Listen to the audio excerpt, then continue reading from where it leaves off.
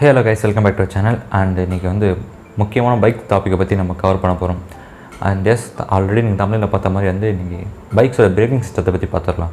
அது மட்டும் இல்லாமல் அதோட ப்ரோஸ் அண்ட் கான்ஸை பற்றி இந்த வீடியோவில் டிஸ்கஸ் பண்ணலாம். வாங்க வீடியோக்குள்ளே போகலாம். பிரேக்கிங் சிஸ்டம் சொன்னோன்னே வந்து மேக்ஸிமம் பீப்புளுக்கு வந்து டிஸ்க் ஆர் ட்ரம் பிரேக் தனியாக வந்திருக்கும். அண்ட் அதுலேயும் பாதி பேருக்கு தான் உங்களுக்கு வந்து ஏபிஎஸ்னு ஒரு ஆப்ஷன் தெரியும். அண்ட் அந்த டிஸ்க் பிரேக் ட்ரம் பிரேக் தெரிஞ்சவங்களுக்கும் வந்து அதோட பிரின்சிபல் வந்து உங்களுக்கு தெரியாது. அதோட ஒர்க்கிங் தெரியாது. அது எப்படி வேலை செய்யுமோ வந்து தெரியாது. அது வந்து இந்த வீடியோவில் நம்ம பார்க்கலாம். அண்ட் நம்ம ஃபஸ்ட் வந்து ஒரு ட்ரம் பிரேக்லேருந்து ஆரம்பிக்கிறோம். ட்ரம் பிரேக்கோட மெக்கானிசம் வந்து ரொம்ப ஈஸியான மெக்கானிசம் தாங்க. ஒன்றும் இல்லை, ட்ரம்குள்ளே வந்து 2 பிரேக் பேட்ச் வச்சுருப்பாங்க. அதுவும் வந்து ஒரு செமி சர்க்குலர் ஷேப்பில் இருக்கும். அந்த 2 பிரேக் பேட்ச் சேரும்போது உங்களுக்கு வந்து ஒரு ரவுண்ட் ஷேப் கிடைக்கும். அந்த ரவுண்ட் ஷேப் வந்து ஒரு ட்ரம்குள்ளே வச்சுருப்பாங்க. அந்த அலாய் வீலோ ஒரு வீலோ அதுக்குள்ளே வந்து ஒரு சென்ட்ரு பார்ட் இருக்கும். அந்த பார்ட்டுக்குள்ளே தான் வச்சுருப்பாங்க. அதுதான் ட்ரம்னு சொல்லுவாங்க. நீங்கள் எப்போ பிரேக் அப்ளை பண்ணுறீங்கன்னா இந்த 2 பிரேக் ஷூஸும் வந்து தனியாக பிரிஞ்சு அந்த ட்ரம்மோட கான்டாக்ட் வரும்போது ஃப்ரிக்ஷன் ஏற்படும். அந்த ஃப்ரிக்ஷனால் வந்து வண்டியோட வீலோட ஆர்பிஎம் வந்து குறைஞ்சதுனால உங்களுக்கு பிரேக் அப்ளை ஆகி வண்டி நின்றுடும். அண்ட் இதில் என்ன பிரச்சனைனா, நம்ம வண்டி ஒரு slow speed like 50 to 55 km ஸ்பீடில் போயிட்டுருக்கோன்னா பிரேக் அப்ளை பண்ணால் வண்டி கண்டிப்பாக நின்றுடும். இதுவே நீங்கள் வந்து கொஞ்சம் ஃபாஸ்ட்டாக போயிட்டுருக்கீங்க, ஒரு 80+ இல்லை 80 அவ்வளோ போயிட்டுருக்கீங்கன்னா வண்டி கண்டிப்பாக ஸ்கிட் ஆக சான்சஸ் இருக்குது நிறையா.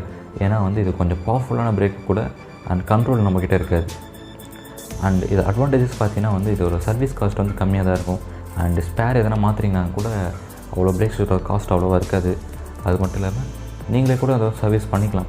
அண்ட் இதில் மேஜரான டிஸ்அட்வான்டேஜ் பார்த்திங்கன்னா வந்து ஹீட்டிங் இஷ்யூஸ் இருக்குங்க கண்டிப்பாக அதில். ஏன்னா அது வந்து ஒரு க்ளோஸ்டு மெக்கானிசம்னால வந்து ஹீட்டிங் இஷ்யூஸ் கண்டிப்பாக இருக்கும் அதில். அண்ட் செகண்ட் ஒன்று பார்த்திங்கன்னா வந்து ரெய்னி சீசனில் வந்து உங்களுக்கு தண்ணி உள்ளே போயிடுச்சுன்னா அந்த ட்ரம்குள்ளே ஒரு மாதிரி கிளங்கியான ஒரு சவுண்ட் இருக்கும். அது கொஞ்சம் இரிட்டேட்டிங்காக தான் இருக்கும் உங்களுக்கு அந்த சவுண்ட். அது மட்டும் இல்லாமல் பிரேக் அவ்வளோ பிடிக்காது அந்த டைமில்.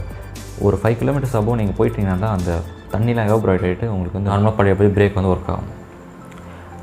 செகண்ட் ஒன் போனால் நம்ம டிஸ்க் பிரேக் போகலாம். டிஸ்க் பிரேக் வந்து இப்போ நார்மலாக எல்லா பைக்ஸ்லேயும் இருக்கும். ஒரு 200cc பைக் இல்லை 150cc பைக்கில் இருக்கும். லைக் ஷைனில் பார்த்தீங்கன்னா நீங்கள் வந்து ஃப்ரண்ட்டில் ஒரு டிஸ்க் வச்சுருப்பாங்க, பேக்கில் பார்த்தீங்கன்னா ட்ரம் பிரேக் தான் வச்சுருப்பாங்க. டிஸ்க் வச்சதுனால ஒரு நல்ல அட்வான்டேஜஸ் இருக்குது அண்ட் டிஸ்அட்வான்டேஜஸ் இருக்குது. டிஸ்க் பிரேக்கோட மேஜரான உங்களுக்கு ஒரு பார்ட்ஸ் சொல்லணும்னா மொத்தம் 4 இருக்குங்க. ஃபஸ்ட்டு பார்த்தீங்கன்னா பிரேக் பேட்ஸ், அப்புறம் ரோட்டார் வந்து டிஸ்க்குன்னு சொல்லலாம், இல்லை ரோட்டார்னு சொல்லலாம். தேர்டு பார்த்தீங்கன்னா பிஸ்டனை கேரி பண்ணிருக்கு கேலிப்பர்னு ஒன்றும் இல்லை, கேலிப்பருக்குள்ளே தான் இந்த பிஸ்டன்ற ஒரு பார்ட் இருக்கும். இப்போ நம்ம இதோட மெக்கானிக்ஸ்குள்ளே போனால் நீங்கள் பிரேக் அப்ளை பண்ணும்போது அந்த பிரேக் பேட்ச் வந்து அந்த ரோட்டார் கூட கான்டாக்ட் வரும்போது ஒரு ஃப்ரிக்ஷன் ஏற்படும். அந்த ஃப்ரிக்ஷனில் வந்து வண்டியோட ஆர்பிஎம் குறைஞ்சி பிரேக் போட்டு வண்டி நின்றுடும். பிரேக் பேட்ச் எப்படி வந்து ஃப்ரிக்ஷன் ஏற்படுற மாதிரி இருக்குன்னா, கேலிப்பரில் இருக்க பிஸ்டன் வந்து ஒரு பக்கமாக வந்து இந்த பிரேக் பேட்ச் அப்படி தள்ளும் போது இந்த சைடில் இருக்க டிஸ்கில் வந்து உங்களுக்கு வந்து ஃப்ரிக்ஷன் ஏற்படும். அதனால் வண்டி நின்றுது.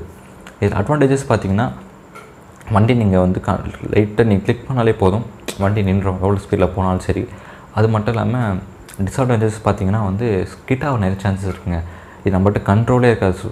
ஆல்ரெடி நான் சொல்லாமல் இது வந்து நம்மகிட்ட கண்ட்ரோலே இருக்காது. இந்த பைக்கோட பிரேக்கிங் சிஸ்டம் வந்து சம்டைம்ஸ் லாக் ஆகிடுச்சுன்னா இது வந்து பெரிய ஆக்சிடென்ட்டில் கூட எடுத்து போயிருக்கும்.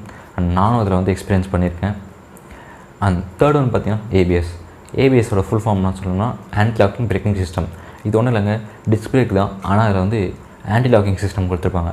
அது என்னென்னா, நீங்கள் கிளிக் பண்ணும்போது ஒரே அடியாக பிடிக்கிற அந்த பிரேக் பேட்ஸ் வந்து விட்டு பிடிச்சா உங்களுக்கு ஸ்கிட் ஆகிற சான்சஸ் கம்மியாக இருக்கும். அது மட்டும் இல்லாமல் ஆக்சிடென்ட்ஸை நீங்கள் குறைக்கலாம். இதனால தான் ஏபிஎஸ்ன்ற ஒரு சேனலை வந்து இன்ட்ரடியூஸ் பண்ணி வச்சாங்க. ஏபிஎஸ்சில் வந்து உங்களுக்கு ஒரு மேஜர் அட்வான்டேஜஸ் என்ன பார்த்தீங்கன்னா, ஒரு ஆக்சிடென்ட் தடுக்கிறது சொன்ன மாதிரி. அண்ட் டிஸ்அட்வான்டேஜஸ் பார்த்திங்கன்னா வந்து இதோட சர்வீஸ் காஸ்ட் வந்து கொஞ்சம் அதிகமாக தான் இருக்கும். அது மட்டும் இல்லாமல் கில்டு லேபரால் மட்டும் தான் இது பண்ண முடியும். லைக் ஒரு ஷோரூமில் கொடுத்தாங்கன்னா உங்களால் பண்ண முடியும். ஏன்னா இது வந்து ஃபுல்லாக சென்சார் பேஸ்டுனால ஷோரூமில் கொடுத்தா தான் பண்ண முடியும். நார்மலாக வந்து நீங்கள் எந்த சர்வீஸ் சென்டர்லையும் இப்போ பண்ண முடியாது. அண்ட் லாஸ்ட்டாக நீங்கள் பார்த்தீங்கன்னா சிபிஎஸ்னு ஒரு பிரேக்கிங் சிஸ்டம் ஆர் யூபிஎஸ்னு சொல்லலாம். சிபிஎஸ்னால் combined braking system or unified braking system கூட சொல்லலாம்.